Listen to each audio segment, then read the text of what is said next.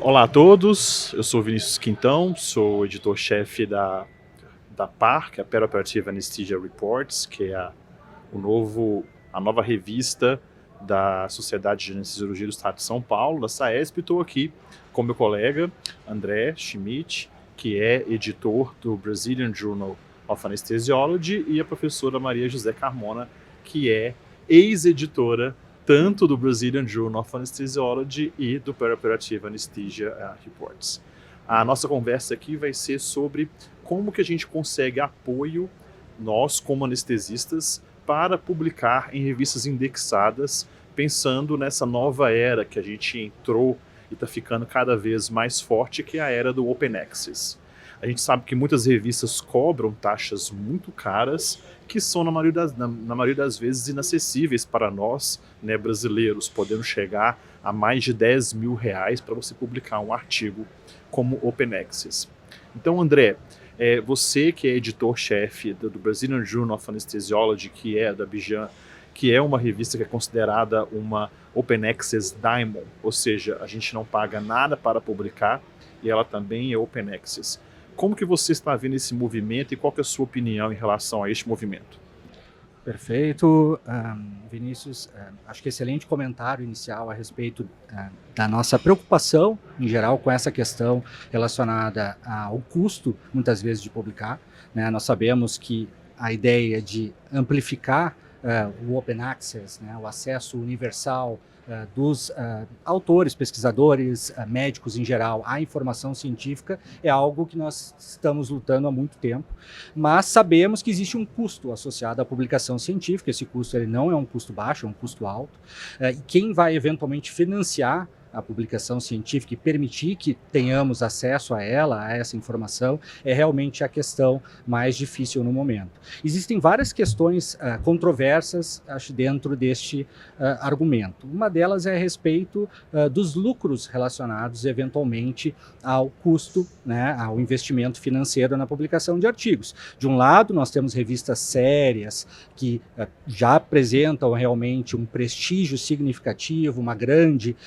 experiência e um histórico adequado para, né, permitir publicar a trabalhos de qualidade que eventualmente cobram taxas para auxiliar no financiamento dessa publicação, e de outro lado temos as tão faladas revistas predatórias, onde simplesmente visam o lucro, muitas vezes, né, estão relacionadas a um processo de revisão por pares que inexiste ou ele é incompleto. Então existe esse cenário e não é tão simples assim separar uma revista predatória de uma revista realmente séria. Esse é um ponto. Felizmente, no caso do Brazilian Journal of Anesthesiology, nós temos o apoio da Sociedade Brasileira de Anestesiologia, que fornece o suporte financeiro e político necessário em toda a história da revista, permitindo que nós não cobramos nenhuma taxa para os autores e nem para os, eventualmente, né, médicos, profissionais que consomem a informação que é publicada na revista. Então, de certa forma, esse cenário me parece, o ideal, né, em que nós tenhamos uma organização que consiga sustentar essa estrutura, permitindo agir de forma ética e evitar esse conflito financeiro.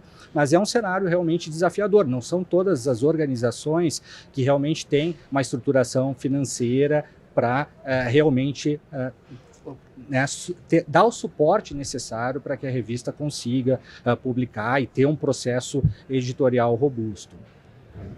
A PAR, né, que é a Perioperative Anesthesia Reports, também tem o apoio de uma sociedade, né, que é a SAESP, a Sociedade de Anestesiologia do Estado de São Paulo, mas diferente da Bijan, para manter a sustentabilidade da revista, a gente não é considerado um Diamond Open Access, é um Golden Open Access, porque a gente tem alguma cobrança pequena, sem dúvida, comparado com outras revistas, é menos de 10% para quem não é sócio da SAESP, né? Então, a SAESP, para os seus associados no estado de São Paulo, a publicação fica 100% gratuita, né? Se for publicado, não vai cobrar nada, né? Então, precisa, igual você falou, de um apoio de uma sociedade, que no caso, a Sociedade Brasileira apoia o Bijan há mais de 70 anos, né, que sempre foi Open Access, e agora a gente está com a PAR começando, né, com o primeiro ano, já tentando começar Open Access, mas a gente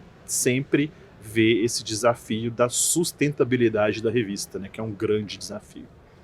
Professora, qual que é a sua opinião com relação a esse movimento Open Access, tanto do ponto de vista acadêmico quanto editorial, né? Lembrando que a gente tem sempre que pagar a conta, a senhora sempre me falou, né, que não existe almoço grátis, mas do ponto de vista acadêmico, qual que é a nossa visão, e do ponto de vista editorial, qual que é a nossa visão?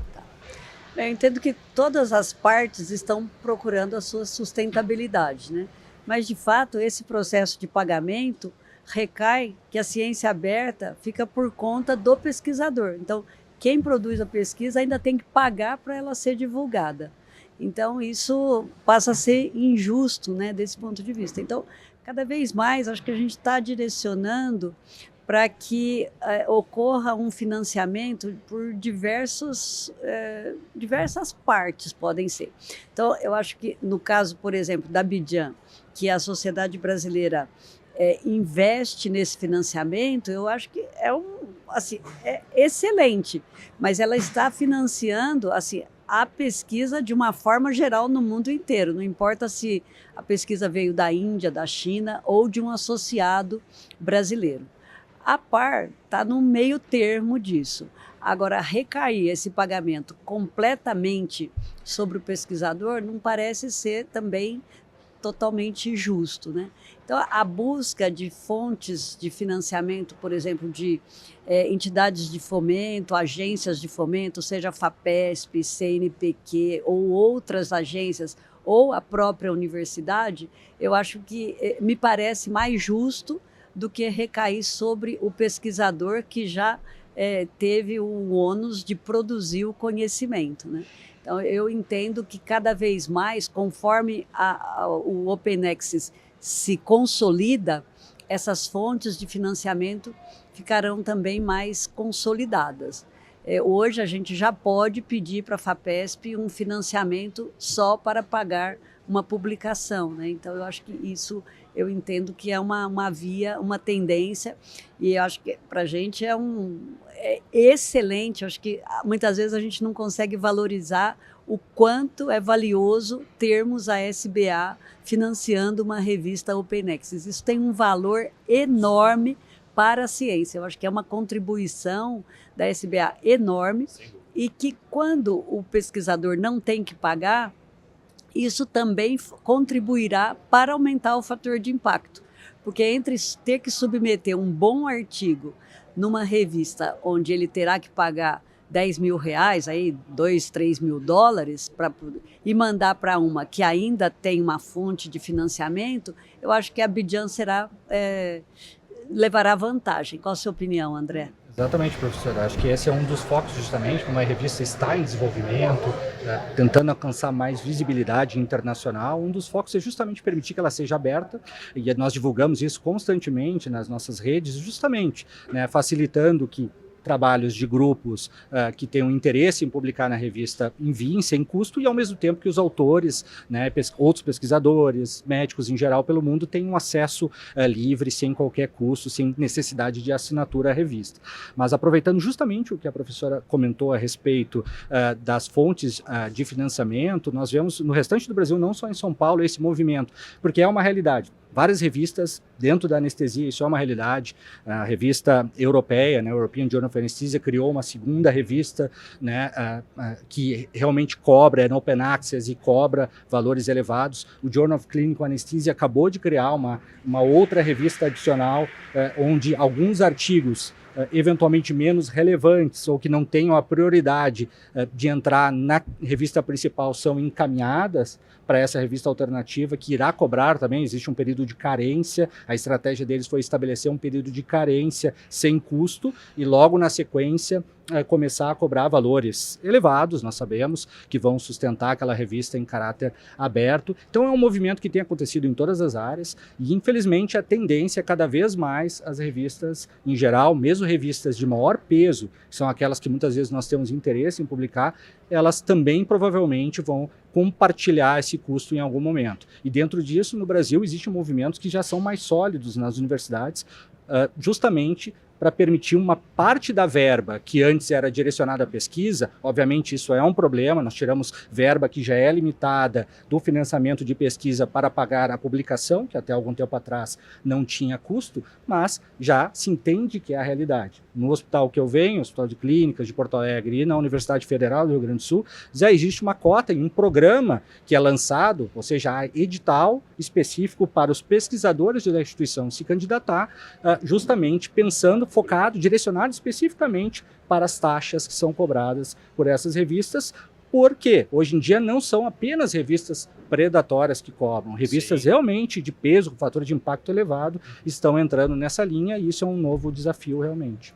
Um ponto importante é que conforme esse movimento se consolida, as universidades têm feito também acordos com as grandes editoras, né? A própria USP, eu acho que já tem um acordo com a Elsevier, então, para quem é da USP, tem já o valor especial de desconto. Então, cada vez mais estão tendo. Eu acho que as grandes universidades aí estão seguindo nesse caminho também, né? Mas eu quero comentar um pouquinho sobre o movimento que a PAR adotou. Eu acho que quando você cobra uma pequena taxa, o valor da PAR é muito baixo. Acho que a gente evita também que os autores submetam por submeter, coloca um filtro. Eu queria ouvir vocês sobre sua opinião. Você acha que isso é um filtro de qualidade também, de não submeter qualquer artigo? Assim, vamos... Eu acho que sim. Acho que eventualmente, permite que o autor já entregue talvez um produto mais finalizado, de mais qualidade, leve mais a sério essa situação, principalmente caso seja aceito, né, o trabalho.